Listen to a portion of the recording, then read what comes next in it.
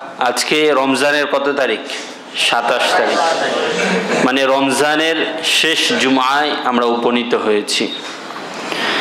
আর 2-3 দিন পরেই চাঁদ উঠলে আমাদের ঈদ শুরু হয়ে যাবে। ঈদ আমাদের জীবনে আনন্দ নিয়ে আসে। ঈদ মুসলিম সমাজের প্রতিটি নারী পুরুষ আবাল বৃদ্ধ বনিতা সকলের মনে আনন্দ ছুঁয়ে যায়। কিন্তু ঈদ পালন করার কিছু রীতি আছে, কিছু নীতি আছে। যদি শরিয়া সম্মত রীতি আর নীতির বাইরে গিয়ে আমি ঈদ পালন করি, তাহলে সেটা সঠিকভাবে ঈদ পালন করা হবে না। আমাদের সমাজে দেখা যায় ঈদকে উপলক্ষ করে অপসংস্কৃতির সাথে আমরা জড়িয়ে পড়ি, যেমন গান বাজনা করা। আমাদের বাড়ির মেয়েরা মহিলারা বেপর্দা হয়ে ঘোরে। এরপরে আরও অপসংস্কৃতি যেগুলো আছে, এই সমস্ত অপসংস্কৃতির সাথে আমরা জড়িয়ে যাই। রাতে তারাবাজি ফুটানো, এই সমস্ত জিনিসগুলো থেকে আমাদেরকে বিরত থাকা। সারা রমজান নিজেকে নিয়ন্ত্রণ করি, কিছুটা সংযত করি। ঈদের রাতে আমরা গা ভাসিয়ে দিই অপসংস্কৃতিতে, অথচ ঈদের রাতের রয়েছে বিশেষ ফজিলত। সারা রমজান যেমন ফজিলতময় ছিল, আল্লাহ রাব্বুল আলামিন সারা রমজান চলে যাওয়ার পরে ঈদের রাতেও আমাদের জন্য ফজিলত রেখেছেন।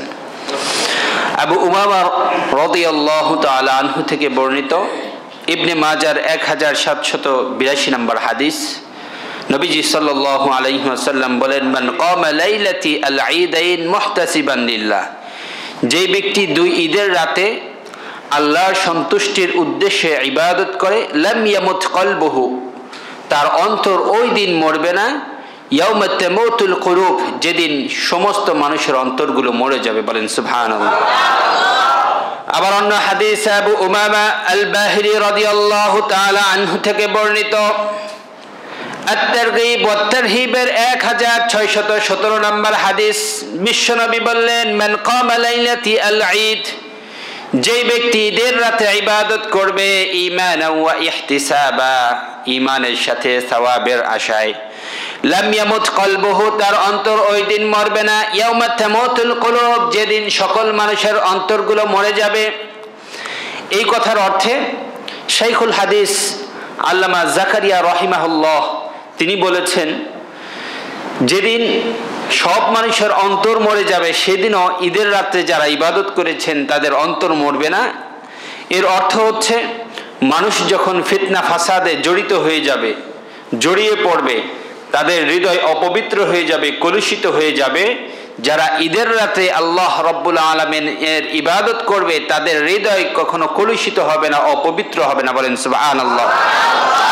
তাদের এই হৃদয় পবিত্র থাকবে, পাপাচার মুক্ত থাকবে। বিশেষ করে যদি কিয়ামতের নিকটবর্তী সময়ে আমরা এসে থাকি, কিয়ামতের জন্য যখন সিংহায় ফুঁক দেওয়া হবে, সারা দুনিয়া মেসাকার হয়ে যাবে, চূর্ণ বিচূর্ণ হয়ে যাবে, ধ্বংস হয়ে যাবে, ধুলার মতো উঠতে থাকবে। সেই কঠিন সময়ে ওই সমস্ত মানুষগুলো বেহুশ হয়ে যাবে না, যারা ঈদের রাত্রিগুলোতে আল্লাহর সন্তুষ্টির জন্য ইবাদত করেছেন। বলেন সুবহানাল্লাহ। আবার ইমাম শাফিঈ রাহিমাহুল্লাহ বলেন, শুআবুল ঈমানের 3438 নম্বর হাদিস, তিনি বলেন, ওয়া বালাগানা, আমার কাছে মর্মে এমন একটি হাদিস পৌঁছেছে, আন্নাহু কানা ইয়াকালু ইন্নাদ দুআ ইউস্তাজাবু ফি 5 লায়ালিন, 5 রাতে যারা ইবাদত করবে। কয় রাতে? 5 রাতে। এমন 5টা রাত আছে যে 5টা রাতে মানুষ ইবাদত করলে তাদের জন্য আল্লাহ রাব্বুল আলামিন জান্নাতটাকে ওয়াজিব করে দেন। আল্লাহু আকবার। 1 নাম্বার লাইলাতুল জুমআহ, জুমার রাত। জুমার রাত কোনটা? আজকে আসবে না চলে গেছে? বৃহস্পতিবার দিবাগত রাত্রি যেটা, সেটা হচ্ছে জুমার রাত। 2 নাম্বার ওয়া লাইলাতুল আযহা, ঈদুল আজহার রাত। ওয়া লাইলাতুল ফিতর, ঈদুল ফিতরের রাত, মানে ঈদের আগের রাত যেটা। ওয়া আউয়ালু লাইলাতিন মিন রজবিন, রজব মাসের প্রথম রাত। ওয়া লাইলাতুন নিসফি মিন শাবান, এবং শবে বরাতের যে রাত্রি রয়েছে, এই রাত্রিতে আল্লাহ রাব্বুল আলামিন ওই ব্যক্তিদের জন্য জান্নাতকে ওয়াজিব করে দেন যারা এই 5 রাত্রিতে আল্লাহ রাব্বুল আলামিনের সন্তুষ্টির জন্য যারা ইবাদত করেন। বলেন সুবহানাল্লাহ। আবার অন্য হাদিসে বিশ্বনবী বলেন ঈদের রাতটা হচ্ছে দোয়া কবুলের রাত। কিসের রাত? যারা হজে গেছেন, হজে গিয়ে দেখেছেন দোয়া কবুলের স্থান আছে, যেমন মক্কা। মক্কায় ঢুকে আপনি যখন দোয়া করবেন, দোয়া কবুল করে নেবেন কে? আবার মদিনায় গিয়ে দোয়া করলেও কবুল করবেন কে? একই ভাবে হেরা গুহায় যাবেন, দোয়া করবেন, দোয়া কবুলের স্থান, দোয়া করবেন সাথে সাথে কবুল করে নেবেন কে? আবার আরাফার ময়দান, এটাও দোয়া কবুলের স্থান। এরকম অনেক স্থান আছে, আমাদের দেশে স্থান নেই, কিন্তু দোয়া কবুলের কিছু সময় আছে, বিশেষ বিশেষ কিছু সময় আছে। এর মধ্যে অন্যতম একটি হচ্ছে ঈদের রাত। কিসের রাত? আব্দুল্লাহ ইবনে আমর রাদিয়াল্লাহু তাআলা আনহু থেকে বর্ণিত শুআবুল ঈমানের 3440 নম্বর হাদিস, নবীজি সাল্লাল্লাহু আলাইহি ওয়াসাল্লাম বলেন, খামসু লায়ালিন লা ইউরাদ্দু ফিহিন্না দুআ। 5 রাতের দোয়া বিফলে যায় না। এমন 5টা রাত আছে যে 5টা রাতে বান্দা দোয়া করতে দেরি হয়, রবের দোয়া কবুল করতে দেরি হয় না। সুবহানাল্লাহ। 1 নাম্বার লাইলাতুল জুমআ, জুমার রাত। জুমার রাতে বান্দা যখন দোয়া করে, দোয়া করতে দেরি হয়, আল্লাহ রাব্বুল আলামিনের দোয়া কবুল করতে দেরি হয় না। বলেন সুবহানাল্লাহ। ওয়া আউয়ালু লাইলাতিন মিন রজব, রজব মাসের প্রথম রাত বান্দা দোয়া করলেই কবুল করে নেন কে? ওয়া লাইলাতুন নিসফি মিন শাবান, 15ই শাবান শবে বরাতের যে রাত্রি রয়েছে, এই রাত্রিতে যখন বান্দা দোয়া করেন সাথে সাথে সেটা কবুল হয়ে যায়। ওয়া লাইলাতুল ঈদ, ঈদুল ফিতরের রাতে যখন বান্দা দোয়া করে তখনও কবুল করে নেন কে? ওয়া লাইলাতুন নাহার, এবং কোরবানির ঈদ, ঈদুল আজহার রাত, এই রাত্রিতেও যখন বান্দা তার রবের কাছে দোয়া করেন, দোয়া করতে দেরি হয়, সেটা কবুল করতে দেরি হয় না। বলেন সুবহানাল্লাহ। এজন্য ঈদের রাত্রিতে আমরা গান বাজনা করব না ইবাদত করব? আমরা ইবাদত করলে আমাদেরকে আখিরাতে জান্নাতের ফয়সালা করে দিবেন কে? দোয়া করলে সেটাকে কবুল করে নেবেন কে? এজন্য আমরা আমাদের সন্তানদের ব্যাপারে সচেতন হব। আমরা যারা দাড়ি পেকে গেছে, মুরব্বী হয়ে গেছি, আমাদের তো আর দুষ্টুমি করার সুযোগ নেই। এখন যদি মুরব্বী একজন এই জায়গায় গান বাজায়, আপনারা কি দাঁড়িয়ে থাকবেন? কিন্তু একটা যুবক পোলা যদি বাজায়, তাহলে বলবেন উঠতি বয়সের পোলাপান বোঝে না। এজন্য মুরব্বী যারা, তাদের তো সুযোগ নাই, কিন্তু আপনাদের সন্তান যারা আছে তাদেরকে নিয়ন্ত্রণ করতে হবে, সংযত করতে হবে, তারা যেন ঈদের রাত্রিতে গুনাহ না করে। আপনার বাড়িতে যেন গান বাজনা না হয় সেই দিন। আপনার মেয়ে ঈদের দিন যেন বিপর্দা হয়ে ঘোরাফেরা না করে, সেই দিকে লক্ষ্য রাখবেন। আল্লাহ রাব্বুল আলামিন শরিয়া সম্মতভাবে আমাদেরকে ঈদ পালন করবার তৌফিক দান করুন। সকলে বলি আমিন। ঈদের দিনের কিছু সুন্নত আছে। 1 নাম্বার তাকবীর দেওয়া। কি দেওয়া? তাকবীর দেওয়ার মাধ্যমে বেশি বেশি আল্লাহ রাব্বুল আলামিনকে স্মরণ করা। হাটে বাজারে, মসজিদে, মাদ্রাসায়, বাড়িতে, বাড়ির বাইরে যেখানেই থাকবেন সেখানেই তাকবীর দেওয়া। রাসূলুল্লাহ সাল্লাল্লাহু আলাইহি সাল্লাম বলেন, তোমরা তাকবীর পাঠের মাধ্যমে ঈদের সৌন্দর্য বৃদ্ধি করো। এজন্য তাকবীর দেওয়া হচ্ছে সুন্নত। পুরুষরা উঁচু আওয়াজে, মানে জোরে জোরে তারা তাকবীর দিবে, আর নারী যারা আছে তারা নীরবে আস্তে আস্তে তাকবীর দিবে। তাকবীরটা কি বলেন দেখি?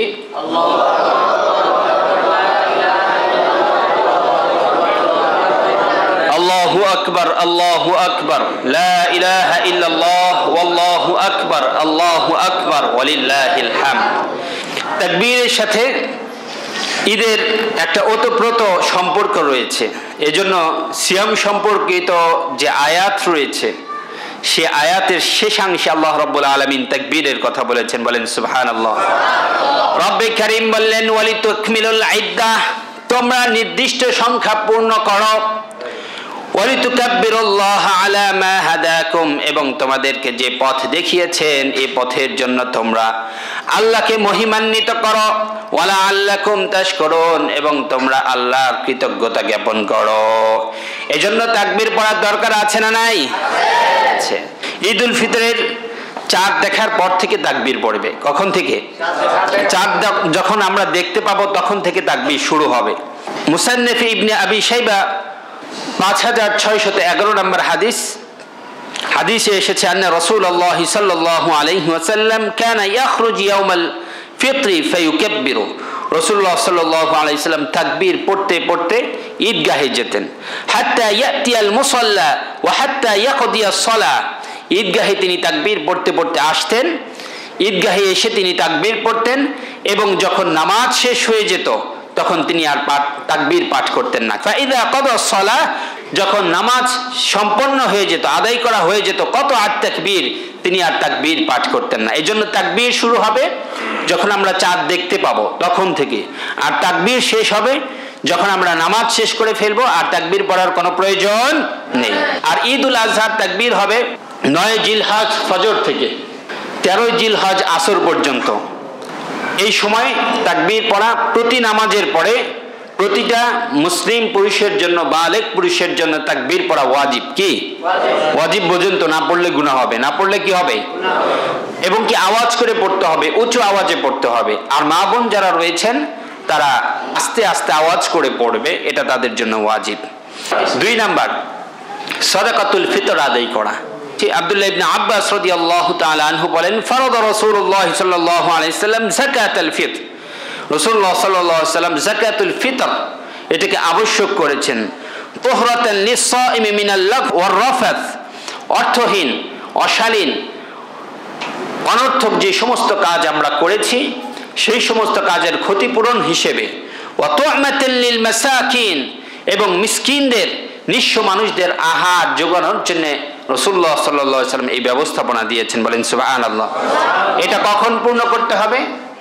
ঈদের নামাজের পূর্বেই আদায় করে যাওয়া সুন্নাত। রাসূলুল্লাহ সাল্লাল্লাহু আলাইহি সাল্লাম সাহাবীদেরকে নির্দেশ দিয়েছেন এবং নিজেও ঈদের নামাজের পূর্বে তার ফিতরা আদায় করে দিয়েছেন। এজন্য ঈদের নামাজের পূর্বেই আমরা ফিতরা আদায় করে ফেলব।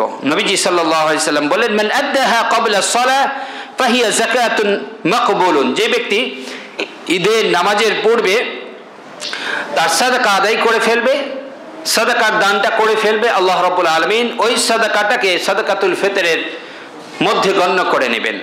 ওমান আদ্দাহা বা'দা আস-সালাহ ফাহিয়া সাদাকাতুম মিনাস সাদাকাত, আর যে ব্যক্তি সালাতের পরে, ঈদের নামাজের পরে সাদাকাতুল ফিতর আদায় করবে, সেই সাদাকাতুল ফিতর হিসেবে গ্রহণযোগ্য হবে না, সেটা সাধারণ দান হিসেবে, সাধারণ সাদাকা হিসেবে আল্লাহ তাআলা কবুল করবেন। এজন্য নামাজের আগেই আমাদের সাদাকাতুল ফিতরগুলো আদায় করে দেয়। আল্লাহ রাব্বুল আলামিন আমাদের সাদাকাতুল ফিতরগুলো সঠিকভাবে আদায় করবার তৌফিক দান করুন, সকলে বলি আমিন।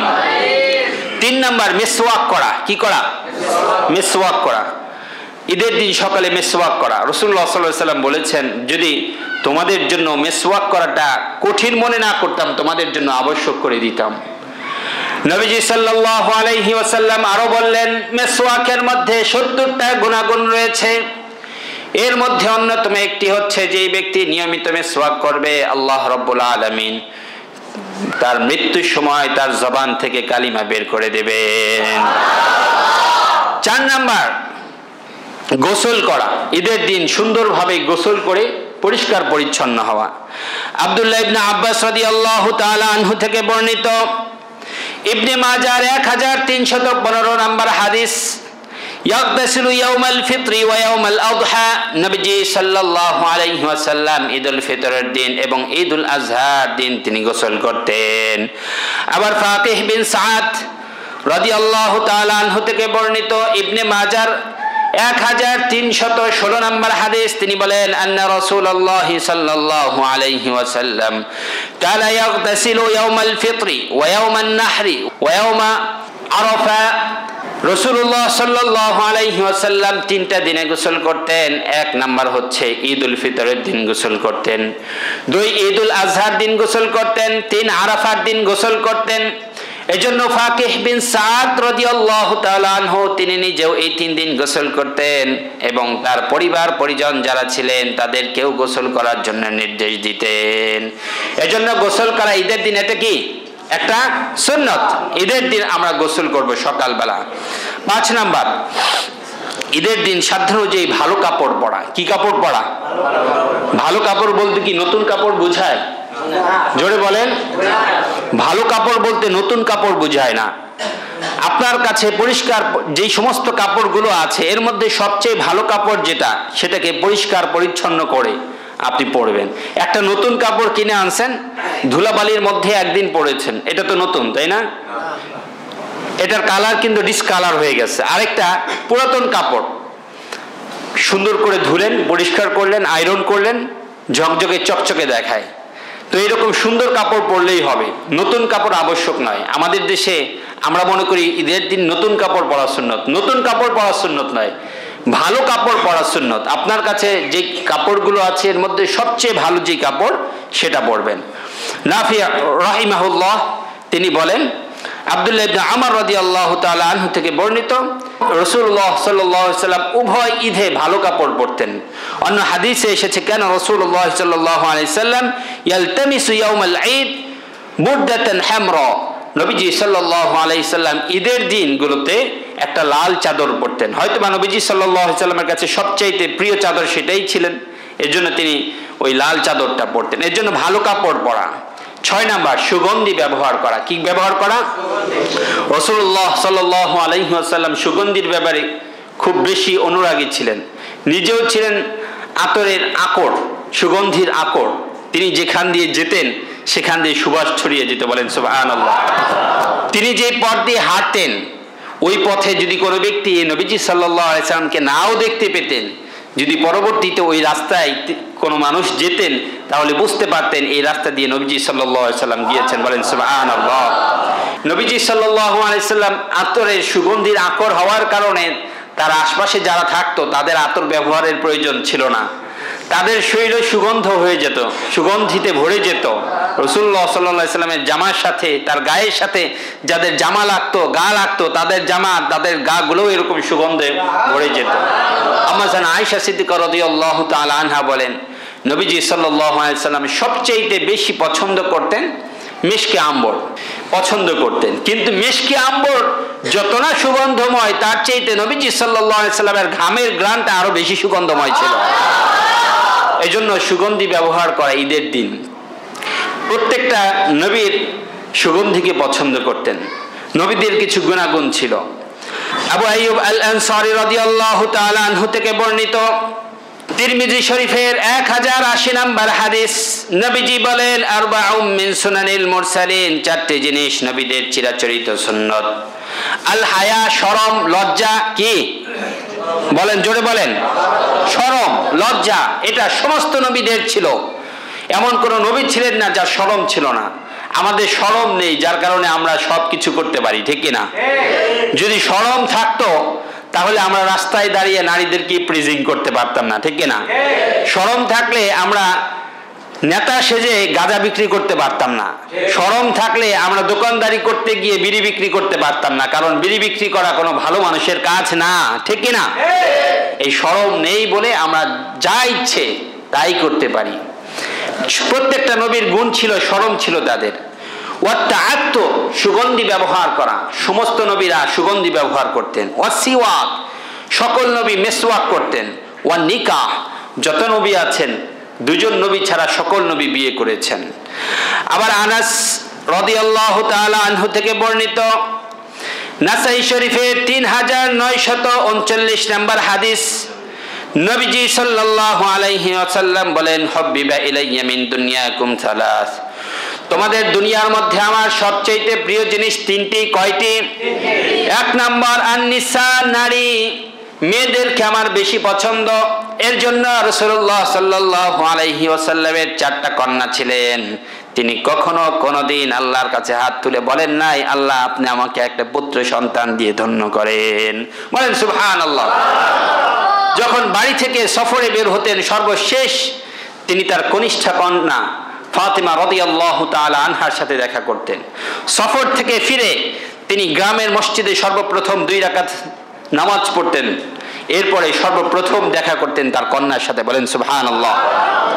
2 নাম্বার ওয়াতাইব, সুগন্ধি।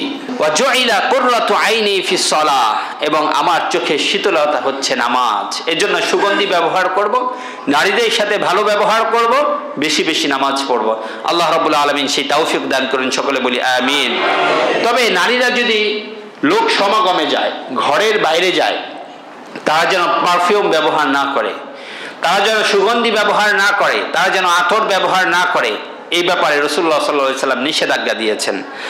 হযরত আবু মুসা আশআরী রাদিয়াল্লাহু তাআলা আনহু থেকে বর্ণিত নাসাই শরীফের 5126 নম্বর হাদিস, নবীজি বললেন আইয়ামা ইমরাআতিন ইস্তাতরাত ফামাররাত আলা কওম, যে মহিলা সুগন্ধি লাগিয়ে এই উদ্দেশ্যে বাইরে যায়, লিয়াজিদু মিন রিহিহা, এই মহিলা বাইরে গিয়েছে, তার শরীরের যে পারফিউম আছে, আতর আছে, এই আতরের ঘ্রাণটা রাস্তার মানুষ পাবে, তাকে বাহবা দিবে।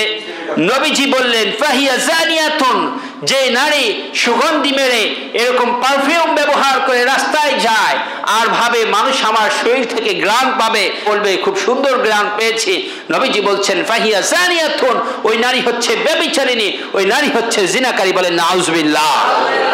জিনাকারী কি জান্নাতে যেতে পারবে? কখনো সম্ভব নয়। নারীরা শরীয়ত সম্মত সাজসজ্জা করতে পারবে, তারা শরীয়ত সম্মত সাজসজ্জা করবে। আমাদের নারীরা ঘরে সাজসজ্জা করলে তাদের জন্য সওয়াব লিখে দিবেন কে?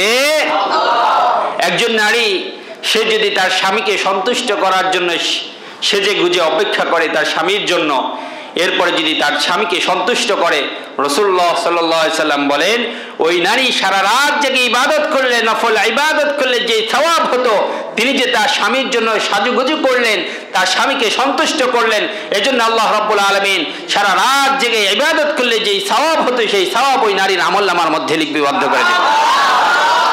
আমাদের নারীরা এখন ঘরে সাজুগুজু করে না, আমাদের পুরুষরাও এই সুন্নত জানে না। বউরে সাজায় গুজিয়া কখন বাইরে নিয়ে যায়? যখন বড় ভাইয়ের বাড়িতে, ছোট ভাইয়ের বাড়িতে দাওয়াত খেতে যাবে, বিয়ে বাড়িতে যাবে, হাজার মানুষের আয়োজন, বউরে কয় বোর কাপড় বা কেন, একটু সাজুগুজু করো, তুমি যে আমার বউ, তুমি যে এত সুন্দর, যদি এলাকাবাসী নাই জানলো তাইলে কেমনে হবে কও? আর আমাদের চরিত্র মাশাআল্লাহ এত ভালো, নিজের বউ সুন্দর হলেও সারা জীবনে আমরা প্রশংসা করতে পারি না। আর পাশের বাড়ির প্রতিবেশী ভাবি, তারে দেখলে কয় ভাবি আমনেরে দেখলে করি যেটা ঠান্ডা হয়ে যায়। সত্য না মিথ্যা? নিজের বউ কিন্তু প্রতিবেশী ভাবির চাইতে অনেক সুন্দর, কিন্তু কোনোদিন বলেন নাই। আচ্ছা, যেই লোক, যেই পুরুষ অন্যের বউ দেখে বলে আপনারে দেখলে চোখ শীতল হয়ে যায়, কলিজা ঠান্ডা হয়ে যায়, সে কি চরিত্রবান না চরিত্রহীন? কারণ চরিত্রবান মানুষ কখনো অন্যের বউয়ের দিকে তাকাতেও পারে না, অন্যের বউকে দেখে কথাও বলতে পারে না আপনাকে দেখলে আমার চোখ শীতল হয়ে যায়, ঠিক না? আমাদের নারীরা সাজতে পারে না স্বামীদের জন্য, তারা ঘরে পরে ছেঁড়া কাপড়, বাইরে পরে নতুন কাপড়। অথচ নবীজি সাল্লাল্লাহু আলাইহি সাল্লাম তিনি স্ত্রীদেরকে অনুমতি দিতেন, আদেশ করতেন ঘরে পরো ভালো কাপড়, বাইরে পরবে পুরান কাপড়। কারণ বাইরে যখন পুরান কাপড় পরে যাবে তখন একজন পুরুষ স্বাভাবিকভাবেই দেখলে তার অনীহা জাগবে, আরে ভালো ফ্যামিলির না, এত সুন্দর হইলে তাই এরকম খারাপ কাপড় পরে না। আমাদের নারীরা এটা করে না। এজন্য মা বোনরা ঘরে সাজবেন, স্বামীর জন্য সাজবেন, আপনাদের আমলনামার মধ্যে সওয়াব লিপিবদ্ধ করে দিবেন কে? এজন্য ঈদের দিনগুলোতে আপনারা সাজবেন আপনাদের স্বামীদের জন্য, আর স্বামীরাও আপনাদের স্ত্রীদের জন্য নিজে সবসময় ফিটফাট থাকবেন, ভালো কাপড় পরবেন। নবীজি সাল্লাল্লাহু আলাইহি সাল্লাম যখন সফর থেকে আসতেন সর্বপ্রথম তিনি গোসল করতেন, তার গা থেকে যেন তার স্ত্রীরা কোনো ধরনের দুর্গন্ধ না পায়, সবসময় পরিষ্কার পরিচ্ছন্ন থাকতেন। আর স্ত্রীদেরকেও বলতেন যে তোমরাও সবসময় পরিষ্কার পরিচ্ছন্ন থাকো, বলেন সুবহানাল্লাহ। এজন্য ঈদের দিনগুলোতে আমাদের নারীরাও সাজবে, তবে সেটা হবে কোথায়? ঘরের মধ্যে, স্বামীর সামনে। যাদের বিয়ে হয়নি তারাও সাজবে, কোনো সমস্যা নেই, তারা তাদের বাপ আছে, ভাই আছে, ঘরের মধ্যে তারা সেজে গুজে বসে থাকবে, বাবার দোয়া নিবে, বড় ভাইয়ের দোয়া নিবে। তাহলে একদিক থেকে স্বামী, বাবা, ভাই তারাও সন্তুষ্ট হবে, আবার অন্যদিক থেকে আল্লাহও সন্তুষ্ট হয়ে যাবেন, ঠিক কিনা? এজন্য সুগন্ধি নারীরা ব্যবহার করবে না, ব্যবহার করলে ঘরের মধ্যে ব্যবহার করবে, বাইরে যাওয়ার সময় তারা পারফিউম বা সুগন্ধি ব্যবহার করবে না। 6 নাম্বার ছিল সুগন্ধি ব্যবহার করা। 7 নাম্বার, ঈদ উল ফিতরের দিন ঈদগাহে যাওয়ার পূর্বে কিছু খাওয়া। ফিতর মানে হচ্ছে ভাঙা, ফিতর শব্দ থেকে ইফতার এসেছে। ঈদ উল ফিতর অর্থ হচ্ছে রোজা ভাঙার ঈদ। কি? রোজা ভাঙার ঈদ। এজন্য ঈদ উল ফিতরের দিন প্রথম এবং প্রধান কাজ হচ্ছে রোজা ভাঙা। নবীজি সাল্লাল্লাহু আলাইহি ওয়াসাল্লাম সকালবেলা কোনো মিষ্টি জাতীয় কিছু খেতেন অথবা বেজোড় সংখ্যক খেজুর খেয়ে তিনি ঈদগাহর দিকে ছুটতেন। আনাস ইবনে মালিক রাদিয়াল্লাহু তাআলা আনহু থেকে বর্ণিত বুখারী শরীফের 953 নম্বর হাদিস, কানা রাসূলুল্লাহ সাল্লাল্লাহু আলাইহি ওয়াসাল্লাম লা ইয়াগদু ইয়াউমাল ফিত্রি হাত্তা ইয়াকুলা তামারাত। রাসূলুল্লাহ সাল্লাল্লাহু আলাইহি ওয়াসাল্লাম ঈদগাহে যাওয়ার আগে বেজোড় সংখ্যক খেজুর খেয়ে এরপরে নবীজি সাল্লাল্লাহু আলাইহি ওয়াসাল্লাম ঈদগাহে যেতেন। তবে খেজুর খাওয়াটা আবশ্যক নয়, খেজুর থাকলে খেজুর খাবে, যদি মিষ্টান্ন কিছু থাকে তাহলে মিষ্টান্ন কিছু খাবে, যদি মিষ্টান্ন জাতীয় কোনো কিছু ঘরে না থাকে ঘরে যা থাকবে তাই খেয়ে ঈদগাহে যাওয়া সুন্নত। আব্দুল্লাহ ইবনে বুরাইদা রাদিয়াল্লাহু তাআলা আনহু থেকে বর্ণিত তিরমিজি শরীফের 542 নম্বর হাদিস, কানা নবী সাল্লাল্লাহু আলাইহি ওয়াসাল্লাম লা ইয়াখরুজু ইয়াউমাল ফিত্রি হাত্তা ইয়াতআম। নবীজি সাল্লাল্লাহু আলাইহি ওয়াসাল্লাম ঈদুল ফিতরের দিন কোনো কিছু না খেয়ে ঈদগাহে যেতেন না। এজন্য আমরা যদি ঈদগাহে যাওয়ার পূর্বে যদি আমরা সুন্নত পালন করার জন্য কিছু খেয়ে ঈদগাহে যাই তাহলে আমাদের আমলনামার মধ্যে একটা সুন্নত জিন্দা করার সওয়াব লিপিবদ্ধ করে দিবেন কে? ওয়ালা ইয়াতআমু ইয়াউমাল আযহা হাত্তা ইউসাল্লিয়া। আর ঈদুল আযহার দিন নবীজি সাল্লাল্লাহু আলাইহি ওয়াসাল্লাম কিছু খেয়ে ঈদগাহে যেতেন না। এজন্য যারা কোরবানি দিবেন, যাদের কোরবানির পশু কেনা হয়ে যায় তারা ঈদগাহে কোনো কিছু না খেয়ে যাবেন এবং সর্বপ্রথম যে কোরবানি দিয়েছেন সেই কোরবানির গোশত দিয়ে সেই দিন প্রথম খাবার খাওয়া মুস্তাহাব সুন্নত। এজন্য ঈদুল ফিতরের দিন মাঠে আসার আগেই, ঈদগাহে আসার আগেই, নামাজে আসার আগেই কিছু খেয়ে আসব। আর ঈদুল আজহার দিন আমরা না খেয়ে আসব, যারা কোরবানি দেব আমরা বাড়ি ফিরে কোরবানি করে এরপরে কোরবানির গোশত দিয়ে প্রথম খাবার খাবো। তাহলে আমাদের আমলনামার মধ্যে সওয়াব লিপিবদ্ধ করে দিবেন কে? 8 নাম্বার হচ্ছে ঈদগাহে সকাল সকাল আসা। কখন? আচ্ছা, 8:30 কি সকাল থাকে? এই জোরে কোন 9টায় সকাল থাকে? গ্রাম দেশগুলোতে সব জামাত হয় 10:30টায়, 10:30টায় সকাল থাকে। সুন্নত আদায় হলো? সুন্নত তো কয়েকটা আছে। সকাল সকাল আসার যে এক সুন্নত, সেই সুন্নত থেকে, সেই সুন্নতের সওয়াব থেকে মাহরুম হয়ে গেলাম আমরা। যদি সকাল সকাল এসে আমরা নামাজ পড়ে নিতে পারি আমাদের আমলনামার মধ্যে সওয়াব কম হবে না বেশি হবে? বেশি হবে। এজন্য এই ঈদের নামাজ কমিটির পক্ষ থেকে সিদ্ধান্ত হয়েছে, পরামর্শ হয়েছে, এই ঈদে আমরা 8টায় জামাতে দাঁড়াবো, ঈদগাহের জামাতে দাঁড়াবো। কয়টায়? 8টায়। তবে সামনে থেকে আমরা চেষ্টা করব আরেকটু আগে পড়ার, কারণ সকালে পড়লে সওয়াব কম না বেশি? বেশি। 9 নাম্বার হচ্ছে ঈদগাহে পায়ে হেঁটে যাওয়া। কিসে হেঁটে যাওয়া? হযরত আলী রাদিয়াল্লাহু তাআলা আনহু বলেন, মিনাস সুন্নাতি আন তাখরুজা ইলাল ঈদ মাশিয়ান। নবীজি সাল্লাল্লাহু আলাইহি ওয়াসাল্লাম ঈদগাহে পায়ে হেঁটে যেতেন। এজন্য ঈদগাহে পায়ে হেঁটে যাওয়া সুন্নত। যদি অনেক দূর থেকে না হয়, যে একজন মানুষ অনেক দূর থেকে আসতেছে, ঈদগাহ অনেক দূরে, তাহলে সেই ক্ষেত্রে রিক্সা, অটো, বাস এগুলো ব্যবহার না করে পায়ে হেঁটে আসা। যদি অনেক দূরত্ব হয় তাহলে সেই ক্ষেত্রে তিনি যে সমস্ত যানবাহন আছে সেগুলো ব্যবহার করতে পারেন। তবে যদি আমরা হেঁটে আসি আমাদের আমলনামার মধ্যে সওয়াব লিপিবদ্ধ করবেন কে? আল্লাহ। নবীজি সাল্লাল্লাহু আলাইহি সাল্লাম পায়ে হেঁটে ঈদগাহে যেতেন। 10 নাম্বার, যে পথ দিয়ে ঈদগাহে আসবেন সেই পথ দিয়ে বাড়ি ফিরবেন না, ভিন্ন পথ দিয়ে বাড়ি ফেরা। কি করা? ভিন্ন পথ দিয়ে বাড়ি ফেরা। জাবের রাদিয়াল্লাহু তাআলা আনহু থেকে বর্ণিত বুখারী শরীফের 986 নম্বর হাদিস, কানা নবী সাল্লাল্লাহু আলাইহি ওয়াসাল্লাম ইযা কানা ইয়াউমু ঈদিন খালাফাত তারিক। ঈদের দিন বাড়ি ফেরার সময় নবীজি সাল্লাল্লাহু আলাইহি ওয়াসাল্লাম যে পথ দিয়ে ঈদগাহে এসেছেন সেই পথ দিয়ে বাড়িতে ফেরেননি, ভিন্ন পথ দিয়ে ফিরেছেন। সিগনিফিকেন্স কি? তাৎপর্য কি? তাৎপর্য হচ্ছে হয়তোবা এটা যে যে পথ দিয়ে আপনি বাড়ি থেকে ঈদগাহে এসেছেন সেই পথের মোটামুটি অনেকের সাথে আপনার দেখা হয়েছে, ঈদের শুভেচ্ছা বিনিময় হয়েছে, সালাম মুসাফা হয়েছে, তাদের একটু খোঁজ খবর নেওয়ার সুযোগ হয়েছে। ভাই কেমন আছেন? সবকিছু ঠিকঠাক আছে তো? যারা দরিদ্র আছে, অসহায় আছে, আপনাদের প্রতিবেশী আছে, আপনাদের বাড়ির মানুষ আছে, তাদেরকে হয়তো আপনাদের জিজ্ঞেস করার সুযোগ হয়েছে, বাজার ঘাট ঠিক মতো হয়েছে তো? তা আপনি যখন ভিন্ন পথ দিয়ে যাবেন সেই পথেরও আবার অলিতে গলিতে আবার কিছু নতুন মানুষের সাথে দেখা হবে, ঠিক কিনা?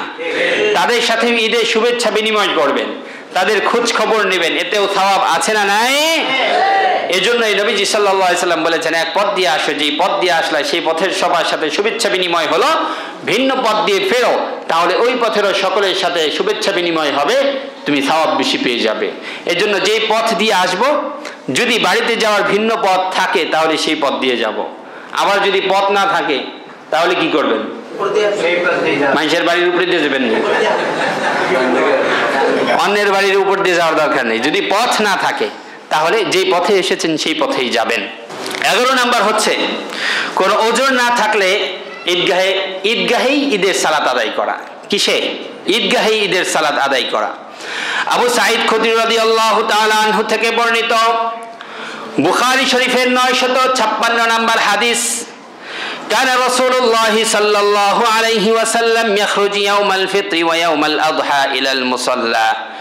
নবীজি সাল্লাল্লাহু আলাইহি ওয়াসাল্লাম ঈদুল ফিতর এবং ঈদুল আযহা তিনি ঈদগাহে গিয়ে ঈদের নামাজগুলো পড়তেন। فأول شيء يبدأ به الصلاة, ঈদগাহে প্রথমে তিনি সালাত আদায় করতেন, নামাজ আদায় করতেন। ثم ينصرف فيقوم مقابل الناس, এবং নামাজ শেষ করে তিনি মানুষদের দিকে মুখ ফিরিয়ে দাঁড়াতেন।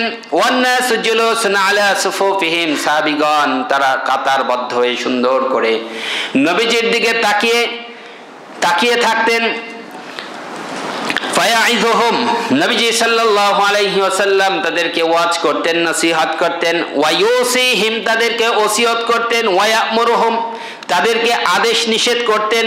যদি কোনো সেনা দলকে কোথাও পাঠানোর দরকার হতো তাহলে নবীজি সাল্লাল্লাহু আলাইহি সাল্লাম সেখান থেকে সাহাবীদেরকে আলাদা করতেন, যে তুমি যাবে এই সেনা দলের সাথে, এরকম করে আলাদা করতেন। তুমি দাঁড়াও, তোমরা আলাদা হও। আও ইয়ামুরু বিশাইইন আমারা বিহি, যদি কোনো নির্দেশ জারি করার থাকতো তাহলে ঈদগাহে তিনি নির্দেশটা জারি করে দিতেন। সুম্মা ইয়ানসারিফু, যখন নামাজের সমস্ত ধরনের কার্যক্রম শেষ হয়ে যেত তখন নবীজি সাল্লাল্লাহু আলাইহি ওয়াসাল্লাম ঈদগাহ থেকে নিজের বাড়ির দিকে রওনা হতেন। তাহলে ঈদগাহের নামাজ বিশেষ সমস্যা না হলে, যদি ঈদগাহের ব্যবস্থা থাকে ঈদগাহে আদায় করা। তবে যদি ঈদগাহের ব্যবস্থা না থাকে বা ভিন্ন কোনো সমস্যা হয় তাহলে ঈদগাহে সম্ভব না হলে আদায় না করলেও কোনো সমস্যা নেই। আবু হুরায়রা রাদিয়াল্লাহু তাআলা আনহু থেকে বর্ণিত, আবু দাউদের 1107 নম্বর হাদিস, আন্নাহু আসাবাহুম মাতারুন ফি ইয়াউমি ঈদিন, একবার ঈদের দিন বৃষ্টি হলো। ফাসাল্লা বিহিমুন নবী সাল্লাল্লাহু আলাইহি ওয়াসাল্লাম সালাতুল ঈদ ফিল মসজিদ, নবীজি সাল্লাল্লাহু আলাইহি ওয়াসাল্লাম তখন ঈদগাহে নয়, তখন মসজিদে নামাজ আদায় করলেন। আমাদের যেহেতু ঈদগাহের ব্যবস্থা নেই, ঈদগাহের ব্যবস্থা করাটাও মোটামুটি অসম্ভব বিষয়, এজন্য আমাদের মসজিদে আদায় করে নিলেও সুন্নত আদায় হয়ে যাবে, ঈদগাহে এসে নামাজ পড়া। 12 নাম্বার, ঈদের দিন পরস্পরকে অভিবাদন জানানো, শুভেচ্ছা জানানো। আমরা যেমন ঈদের দিন শুভেচ্ছা বিনিময় করি, কি বলে? বলেন সাহাবায়ে কেরামও ঈদের শুভেচ্ছা বিনিময় করতেন, তবে ঈদ মুবারক বলে নয়। তারা বলতেন তাকাব্বালাল্লাহু মিন্না ওয়া মিনকা, বলেন তাকাব্বালাল্লাহু মিন্না ওয়া মিনকা, তাকাব্বালাল্লাহু মিন্না ওয়া মিনকা। ওয়াসিলা রাদিয়াল্লাহু তাআলা আনহু থেকে বর্ণিত, বাইহাকির 3য় খণ্ডের 446 নম্বর হাদিস, ওয়াসিলা রাদিয়াল্লাহু তাআলা আনহু বলেন, ঈদের দিন সকালে রাসূলুল্লাহ সাল্লাল্লাহু আলাইহি ওয়াসাল্লামের সাথে আমার সাক্ষাৎ হয়ে গেল। আমি নবীজিকে বললাম তাকাব্বালাল্লাহু মিন্না ওয়া মিনকা। নবীজি আমার উত্তরে আবার বললেন তাকাব্বালাল্লাহু মিন্না ওয়া মিনকা, অর্থাৎ আমাদের এবং আপনার পক্ষ থেকে যে ভালো কাজগুলো রয়েছে, যা ইবাদত বন্দেগীগুলো রয়েছে, এগুলো আল্লাহ কবুল করে নিক, এইভাবে তারা ঈদের শুভেচ্ছা বিনিময় করেছেন। তাহলে ঈদ মোবারক বলবো না কি বলবো? সবাই বলেন, আবার বলেন, জোরে বলেন, তাকাব্বালাল্লাহু মিন্না ওয়া মিনকা।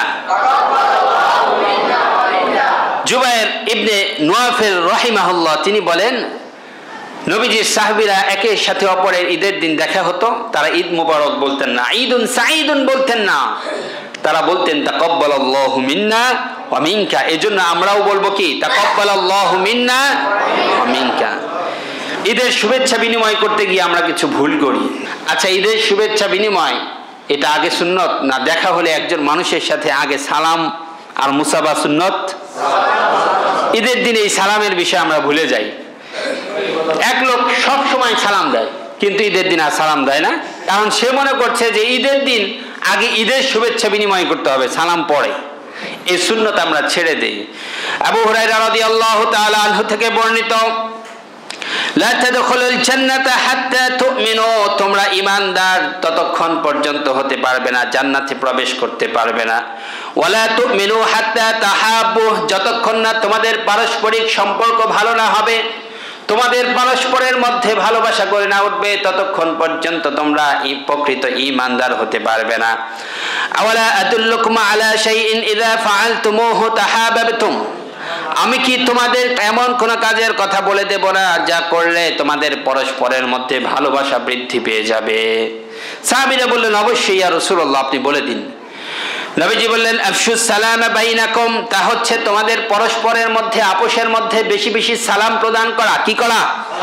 সালাম প্রদান করা। যতক্ষণ না সালাম প্রদান করে আপনি ভালোবাসা তৈরি না করছেন, যতক্ষণ না আপনার প্রতিবেশীর সাথে ভালোবাসা তৈরি হচ্ছে, যতক্ষণ না প্রতিবেশীর সাথে হৃদ্যতা তৈরি হচ্ছে, ততক্ষণ পর্যন্ত আপনি জান্নাতে যেতে পারবেন, ঈমানদার হতে পারবেন। এজন্য আগে সালাম দিব, মুসাহাফা করব, এরপরে আমরা কি করব? বলবো তাকাব্বালাল্লাহু মিন্না ওয়া মিনকা। আর ঈদের দিন আমরা যখন কোলাকুলি করি, কোলাকুলি কয়বার করি? 3 বার করি। একবার করা সুন্নাত, কয়বার? 3 বার করা বিদআত। কি? আমরা 3 বার করাটারই সুন্নাত বানায় ফেলছি। এখন কোন সাইড করবেন?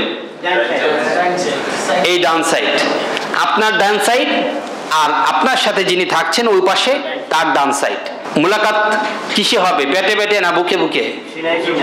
সিনাই সিনাই না, এই যে এই ঘাড়, আপনার ঘাড়ের ডান সাইড তার ঘাড়ের ডান সাইডে লাগবে। পেটও লাগার দরকার নাই, বুকও লাগার দরকার নাই, লাগবে কি? ঘাড়। কয়বার? একবার। 3 বার করলে বিদআত। কপালে চুমা দেওয়া সুন্নত, সুন্নত।